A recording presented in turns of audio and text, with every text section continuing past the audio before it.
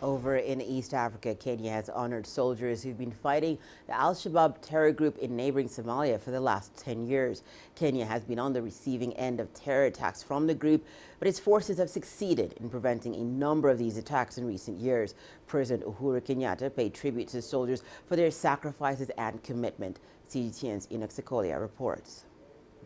When Kenyan forces crossed into Somalia in 2011, Colonel Emmanuel Chirchir was the man in charge of communication. His job was to counter the insurgents' narrative. We had a duty to inform the public, we had a duty to inform leadership, we had a duty to inform soldiers out there in the field, we had a responsibility to also tell the international audience that we are in Somalia to defeat Al-Shabaab and to restore normalcy in that country.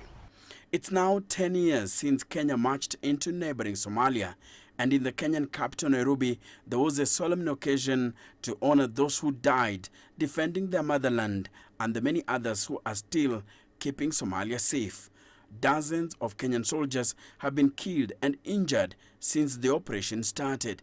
Thousands are still in Somalia, currently on a peacekeeping mission. These men and women, and you, their colleagues, truly embody the very best of our nation and what it means to be a Kenyan. And as you lead our nation in that endeavor, a grateful nation bows in your honor and gratitude. When tanks rolled into Somalia in 2011, the soldiers were on a mission to pursue Al-Shabaab terrorists who had carried out abductions of foreigners and launched attacks on Kenyan soil. According to Mustafa Ali, an expert on counter-terrorism, these attacks were considered a threat to the country's sovereignty as they targeted the tourism sector, an economic lifeline. So a decision was made to trail the Al-Qaeda-linked group from where it planned and launched terror attacks. Later, what Kenya did was to rehat into AMISOM because it had met its objectives of pursuing Al-Shabaab into Somalia. And it wasn't going to be possible that Kenya will continue to act alone into Somalia. It was better for it to be a part of the multinational AMISOM force together with the others, the Ugandans and others, to subdue Al-Shabaab, especially in south-central Somalia.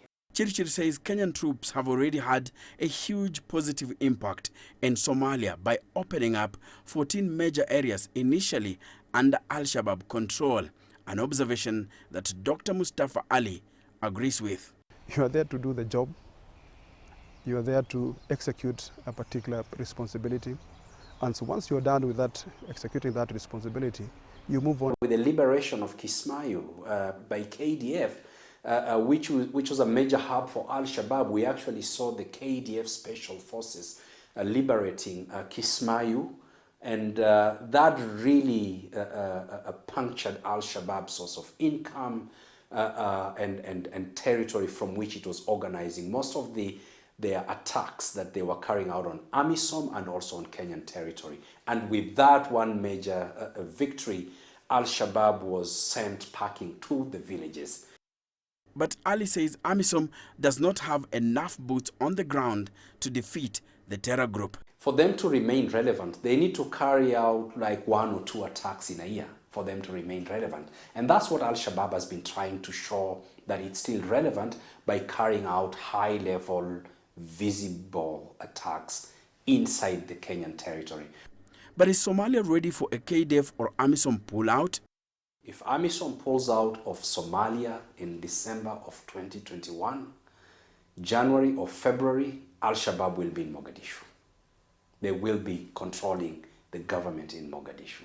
Plans are underway to rehat AMISOM into a UN mission. Ali supports such a move. Enock, Sikolia, CGTN, Nairobi.